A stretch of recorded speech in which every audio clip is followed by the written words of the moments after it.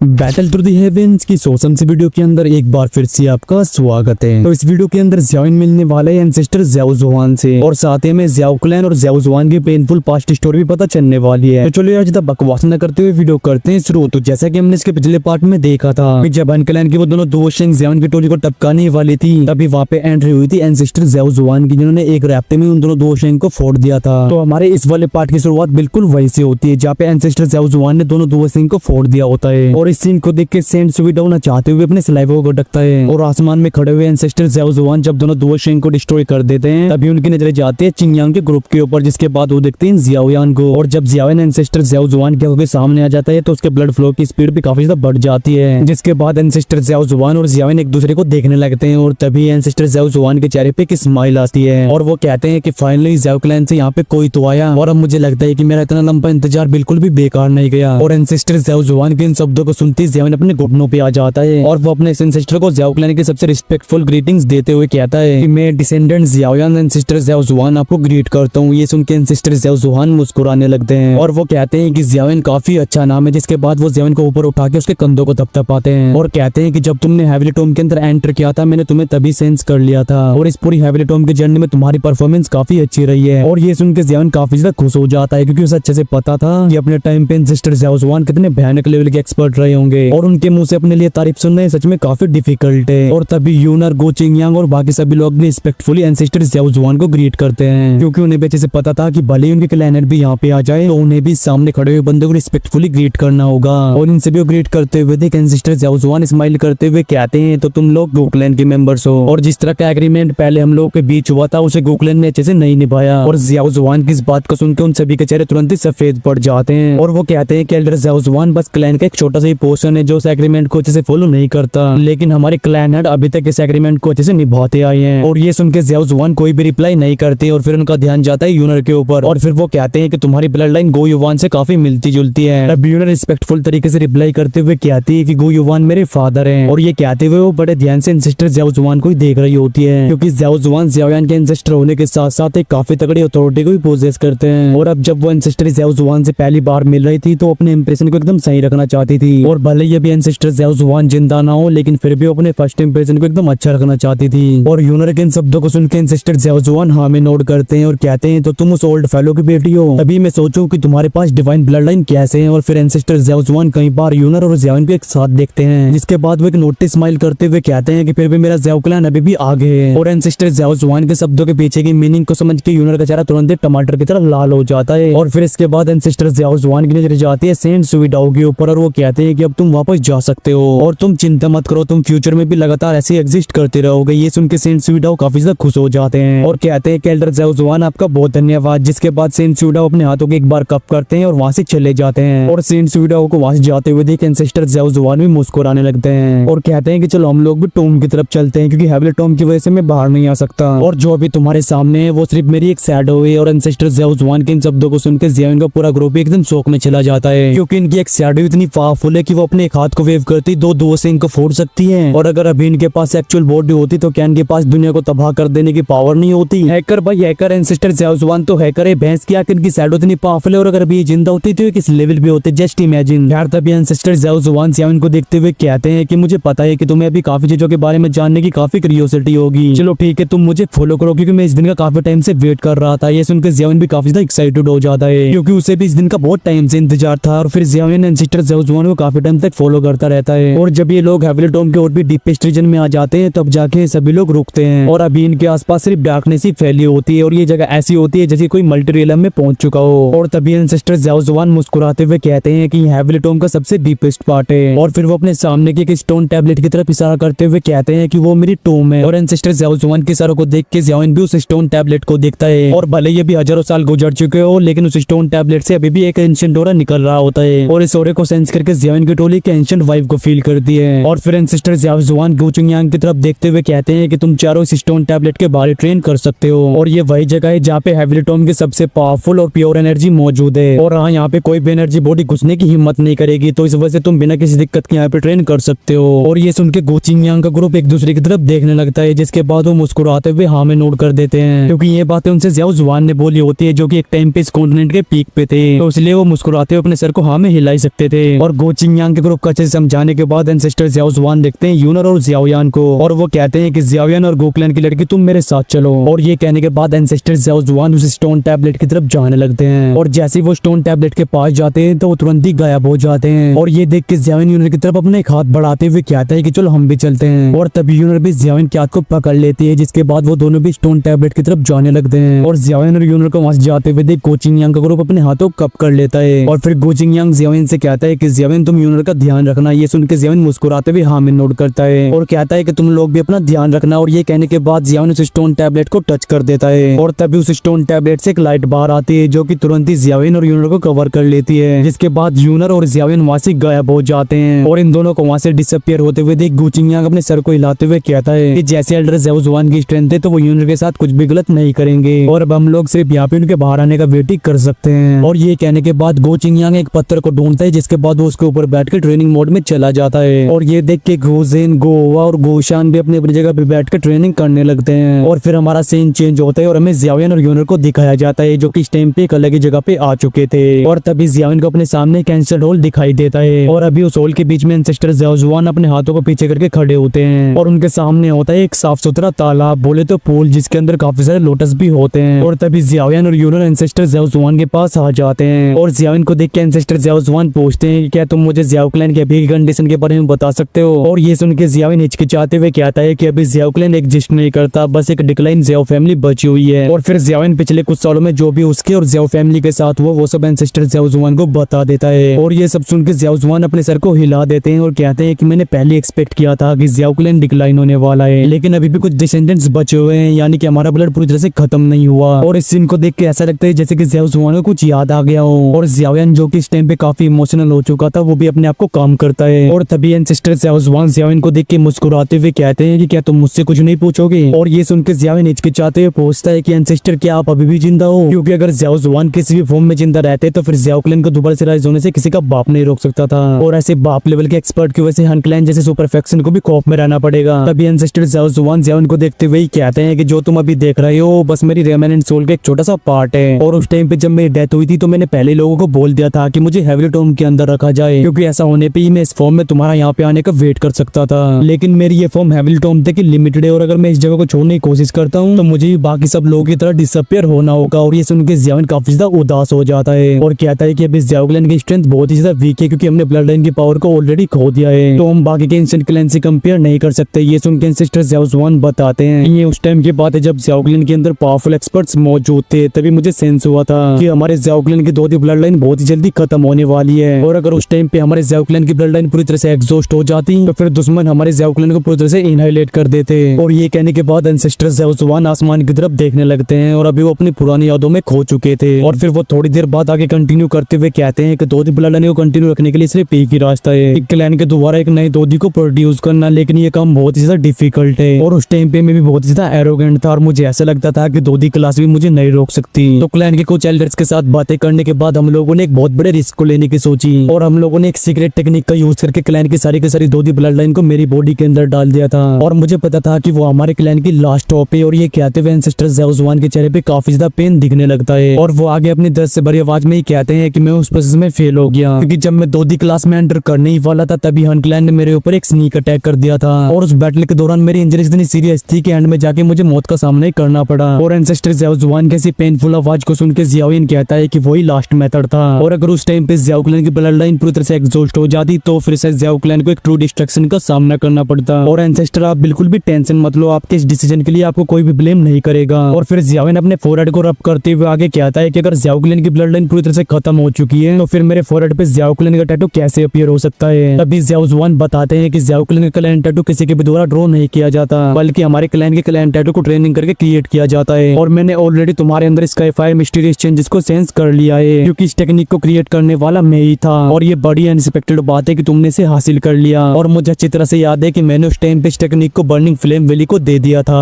और ये सुन के ज़्याओयान एकदम शॉक्ड हो जाता है, जिसके बाद ज़्याओयान को वो नाम याद आता है जो कि उसने स्काई फायर मिस्टीरियस चेंजेस को लेते हुए बर्निंग फ्लेम वैली के अंदर सुना था। और तभी ज़्याओयान अपने मन में कहता है कि ज़्याओ जुआन यानी कि वो ज़्याओ जुआन मेरे क्लैन के एंसेस्टर ही थे। और तभी ज़्याओ जुआन कहते हैं कि अभी तुम जिस स्काई फायर मिस्टीरियस चेंजेस को प्रैक्टिस कर रहे हो वो अभी भी पूरी नहीं है और इसी कमी की वजह से तुम अपने क्लैन टैटू को पूरी तरह से क्रिएट नहीं कर पा रहे हो। और ये सुन के ज़्याओयान काफी ज्यादा एक्साइटेड हो जाता है और जियान के एक्साइटेड होते हुए देख जियाओ जुआन कहते हैं कि तुम बिल्कुल भी चिंता मत करो, मैं इतने सालों से तुम्हें यही देने के लिए वेट कर रहा था, तो मैं तुम्हें स्काई फायर मिस्टीरियस चेंजेस का फाइनल फॉर्म पकड़ा दूंगा। लेकिन क्लैन टैटू क्रिएट करने के बाद भी बिना ब्लड लाइन स्ट्रेंथ के तुम इसे पीक लेवल तक यूज नहीं कर सकते। और ये सुनकर जियान थोड़ा उदास हो जाता है, लेकिन तभी जो एंसेस्टर जियाओ जुआन होते हैं वो साफ सुथरे पूल के अंदर चले जाते हैं और जैसे ही वो अपने एक हाथ को मूव करते हैं तो पूल के अंदर का पानी घूमने लगता है और तभी एंसेस्टर जियाओ जुआन की बॉडी से एक ब्लड रेड एनर्जी बाहर आती है और ये ब्लड रेड एनर्जी उस पूल के अंदर चली जाती है। और जब जियान देखता है कि जैसी वो ब्लड एनर्जी पूल से मिलती है तो तुरंत ही तालाब का पानी एकदम ब्लड रेड हो जाता है और इसे एक बार देखने पे ऐसा लगता है जैसे कि ये पानी नहीं बल्कि खून हो। और तभी एंसेस्टर जियाओ जुआन के जो काले बाल होते हैं वो एकदम से सफेद होने लगते हैं और वो काफी तेज से बूढ़े हो रहे होते हैं और इस सीन को देख के जियान के एक्सप्रेशन एकदम से चेंज हो जाते हैं। लेकिन इससे पहले कि वो कुछ बोल पाता तभी एंसेस्टर जियाओ जुआन मुस्कुराते हुए कहते हैं कि उस समय मैंने अपनी स्ट्रेंथ की मदद से थोड़ी दो ब्लड लाइन को सेव कर लिया था और इसे सील करने के लिए मुझे बहुत सारी सीक्रेट टेक्निक्स का यूज करना पड़ा था और तब बस मेरी एक ही विश थी कि मैं क्लैन के अंदर एक दो ब्लड लाइन वाले इंसान को क्रिएट कर सकूं। लेकिन अब मैं बस एक रेमिनेंट सोल और मेरे पास इस हेवली टोम के अंदर रहने के अलावा कोई और रास्ता नहीं है और अब दोबारा से जियाओ क्लैन को राइज कराना ये मैं नहीं कर सकता। लेकिन शायद ऊपर वाला भी नहीं चाहता कि मेरा जियाओ क्लैन खत्म हो, तो मुझे उम्मीद है कि तुम मुझसे भी अच्छा करोगे। और जियाओ जुआन जो कि बहुत तेज से बूढ़े हो रहे होते हैं उनके इन शब्दों को सुनकर जियान के दिल में एक दर्द उठता है और अभी जियान को समझ आ रहा था कि जियाओ क्लैन के ये एंसेस्टर कितने टाइम से इस बर्डन और पेन को सहन करते आ रहे हैं। और जब जियाओ ने सब सोच रहा होता है तभी जियाओ जुआन फिर से कहते हैं इस ब्लड लाइन के साथ मेरी वो एनर्जी भी है जिसे कि मैंने जिंदा रहते हुए सील कर दिया था और जियाओयान मैं उम्मीद करता हूँ कि तुम मेरे उस प्रोमिस को जरूर पूरा करोगे जो कि मैंने उस टाइम पे जियाओ क्लैन के मेंबर्स को दिया था। वेल जियाओयान इस प्रोमिस को पूरा करेगा या फिर नहीं वो तो हमें फ्यूचर की स्टोरी बता रही होगी। यानी कि हमारा ये वाला पार्ट यहीं पे खत्म होता है और इसके नेक्स्ट पार्ट में जियाओयान जियाओ क्लैन के दो ब्लड लाइन को इनहेरिट करने वाला है। तो इसके नेक्स्ट पार्ट के लिए वीडियो को लाइक करें और अगर आप लोग चैनल पर नए हैं तो चैनल को सब्सक्राइब करके उस बेल आइकन घंटे को भी जोर से दबाएं। तो चलो यार इस वीडियो को करते हैं यहीं पे एंड और मैं मिलता हूँ आपसे नेक्स्ट वीडियो में। Till take care and bye bye, I love you all guys. बोलो महादेव महादेव।